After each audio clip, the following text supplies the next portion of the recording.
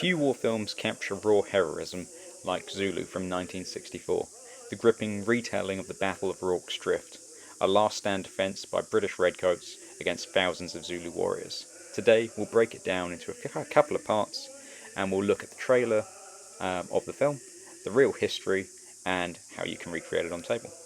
If you haven't already, do please like and subscribe to the channel so you won't miss out in the future. So let's get to the trailer, shall we? The Secretary of State for War has today received the following dispatch from Lord Chelmsford. The Zulus, in overwhelming numbers, launched a highly disciplined attack on the slopes of the mountain Decemberwana, and in spite of gallantry. I'll just quickly point out at this stage that this isn't the theatrical trailer, but I quite like this version, which has been put together by a person on YouTube. So I hope you enjoy as much as I do. Sentries report Zulus to the southwest. Thousands of them. One of the things I really love about Zulu is that it opens up with the unforgettable sense of scale, showing the vast South African landscape before actually plunging us into the battle in due course. What's our strength? 7 officers. Wounded and sick 36. Fit for duty 97. There are 4,000 Zulus coming to destroy you. What I really love is that this film doesn't rely on special effects. It's the characters, the actors that really pull it through. Michael Caine was one of his breakout roles. Stanley Baker, I believe, played Chard, and Jack Hawkins, and they just really sell the movie. You must abandon this mission. You mean your only plan is to stand behind a few feet of mealie bag and wait for the attack? Don't you realize you're all going to die? If 1,200 men couldn't hold a defensive position this morning, what chance have we with 100? And now, whilst there were a few discrepancies in uniform, etc., between history and the film, overall they did pretty well. And I'm pretty sure, if I remember rightly, the filming set was only a couple of miles away from the historical site. So what you're seeing there is the landscape of history.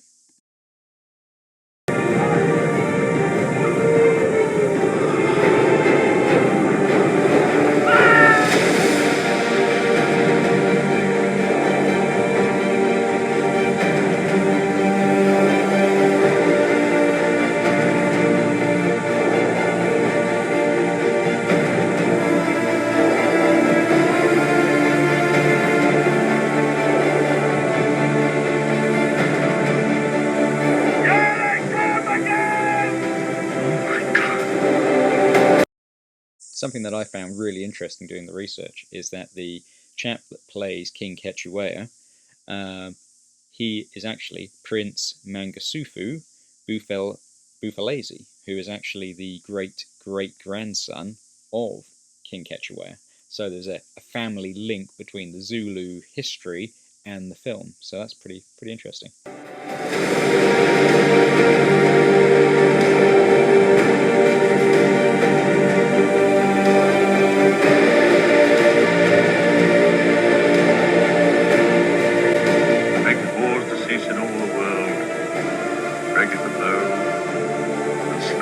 In Sunday. I will be exalted among the earth. I will be exalted in the earth. The Lord of hosts is with us.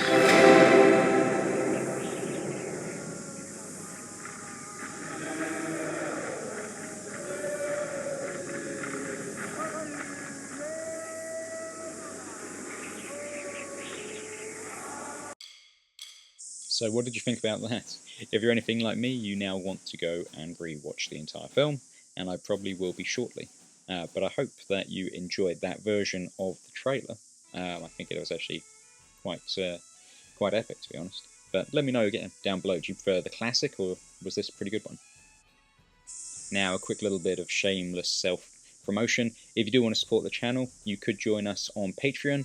We have a few layers on there, and each of them have different perks that you get hold of. If you don't want to, no worries at all. And before we get to the history, just a couple of extra little known facts for you guys. Michael Caine is kind of the character that we always think of, or at least I do, when it comes to this movie. But he almost didn't get the role because the producers thought he looked too posh to play an officer. But his screen test won them over, luckily for us. Also, a lot of the Zulu extras were real warriors in the sense that many of the Zulu actors themselves were descended from those that fought in the war. And as I mentioned earlier, King Cetshwayo's great-great-grandson played him, so it's pretty interesting stuff. So, what really happened? Let's separate a bit of fact from fiction, shall we? The Battle of Rorkes Drift took place on January 22nd to 23rd, 1879, during the Anglo-Zulu War. Fresh off their stunning victory at Isandlwana, 4,000 Zulu warriors turned their attention to Rorkes Drift, which was a supply post defended by just around about 150 British and colonial troops. So they were pretty significantly outnumbered. But let's take a step back. What actually started the Anglo-Zulu War? So the conflict began due to British imperial expansion and the desire to consolidate control over South Africa. Lord Chelmsford, leading the British forces in the region, sought to neutralise the powerful Zulu kingdom, which was ruled by King Cetshwayo. The British issued an ultimatum demanding that Cetshwayo disband his army, relinquish power, and submit to their rule. Terms which, as you can imagine, pretty impossible for the Zulu king to accept.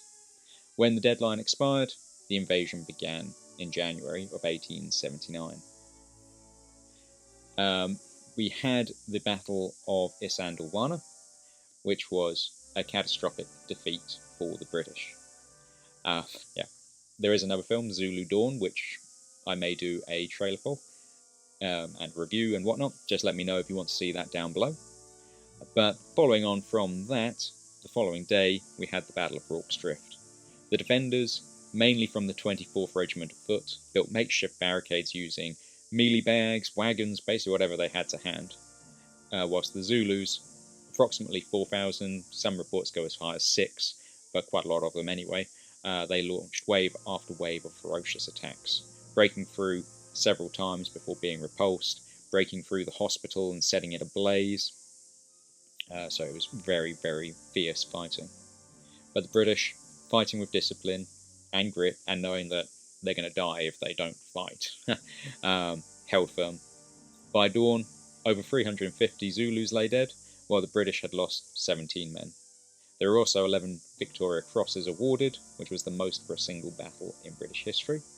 Now, some people would say that was only due to the fact that Isandlwana happened the day before, so the press team, let's put it that way, were trying to boost the Battle of Rorkes Drift up to try and offset the defeat, but I think probably the men did deserve them.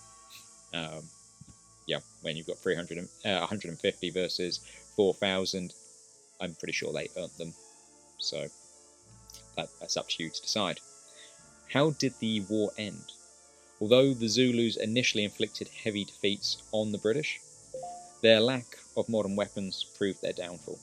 After regrouping, British forces launched a renewed offensive, culminating in the Battle of Ulundi on July 4th, 1879. The British, using superior firepower and discipline, crushed the Zulu forces. Cetshwayo was captured and sent into exile, effectively ending the Zulu resistance and securing British control over Zululand for the best part of 100 years, really.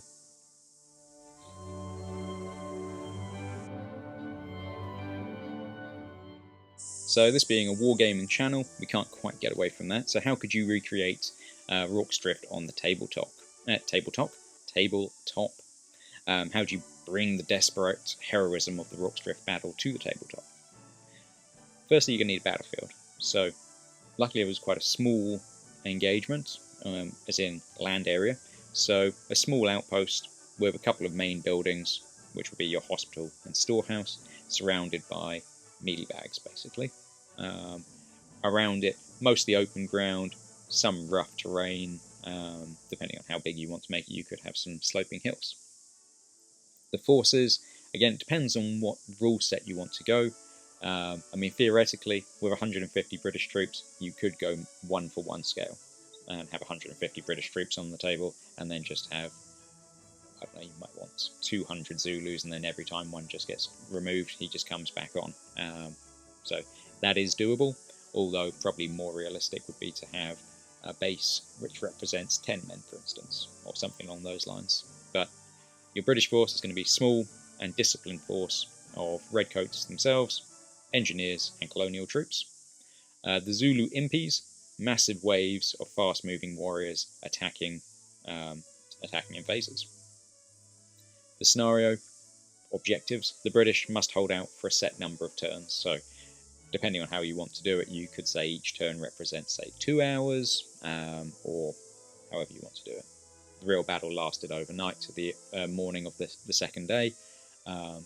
So you figure out how many turns you think are realistic. Do you want to have some night fighting involved too, which could be quite interesting? Whilst the Zulus on the other side, their objective is very simple: overwhelm the outpost with sheer numbers and kill all that are there. What rules might you want to use? You could use black powder for this.